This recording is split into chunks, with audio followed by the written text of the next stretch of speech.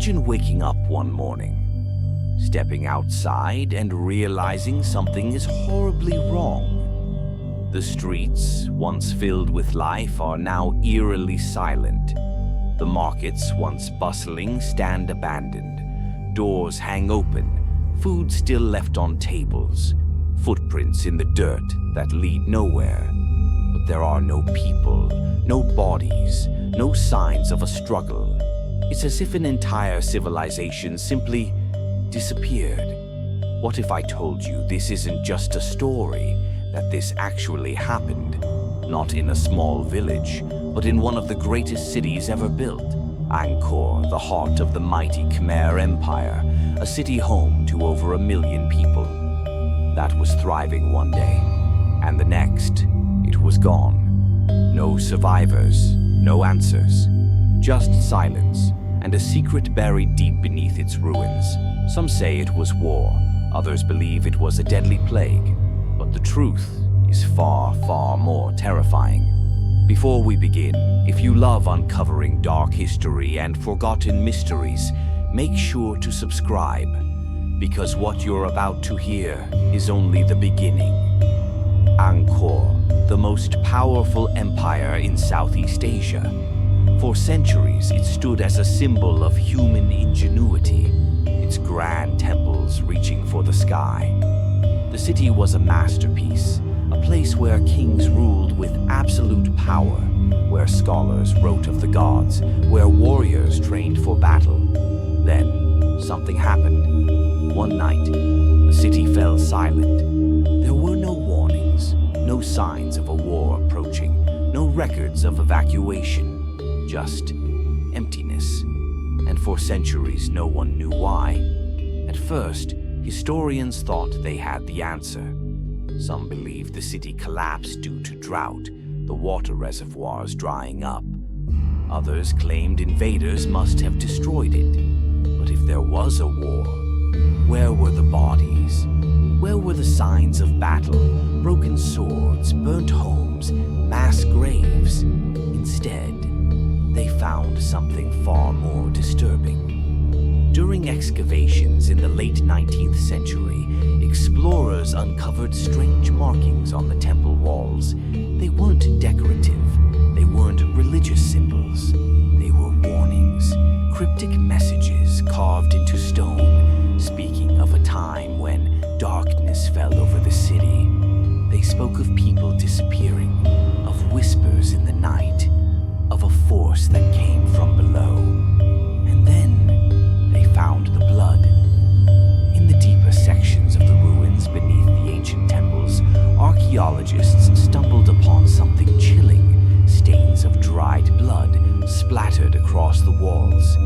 But it wasn't random. The blood formed patterns, long, dragging streaks, as if bodies had been pulled away into the darkness. And near the entrance to a sealed chamber, they found something even worse. A pile of bones, some shattered, some burned. But most terrifying of all, several skeletons missing their heads, as if something had taken them. Then came the tunnels. At first, they thought they were escape routes, secret passageways used by the royal family. But as they ventured deeper, something became clear. These tunnels weren't leading out of the city, they were leading into it. Something had come from below, something not human. Further exploration led to the discovery of a hidden chamber, one sealed off with massive stone slabs, as if someone had desperately tried to lock something inside. When researchers finally opened it, they found something they were never prepared for. Inside, the walls were covered with scratch marks, handprints, some small like those of children, but others too large to be human. And in the center of the chamber lay a stone altar, its surface stained dark, as if something had been sacrificed there. But the most horrifying detail, there was no entrance, no exit. It was a room meant to be sealed forever. So how did the bones inside get there? Ancient texts found in the ruins spoke of a forbidden ritual, one meant to keep something locked away. A force so powerful, so unnatural, that if it were released, the entire city would fall. But the ritual failed, and whatever was trapped was freed. What happened next was worse than anyone could have imagined. Days before the city was abandoned, the final writings appeared, desperate scribblings etched onto stone.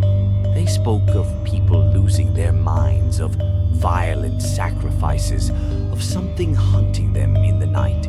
The last inscription, barely legible, read, "It is awake, we are lost," and then nothing. No more writings, no more records, just silence. The city was abandoned, its people gone, but the nightmare doesn't end there. In 2012, modern researchers used ground-penetrating radar to scan beneath Angkor, and what they found was beyond comprehension. The tunnels, they don't end under Angkor. They stretch for miles, beneath the jungle, beneath rivers, to places we still haven't explored. And deep within those tunnels, they found something impossible. Rooms that should not exist. Rooms with fresh scratches on the walls, as if something was still trying to claw its way out. So now I ask you, did the people of Angkor flee, or were they taken? And more importantly, is whatever lurks beneath Angkor still there?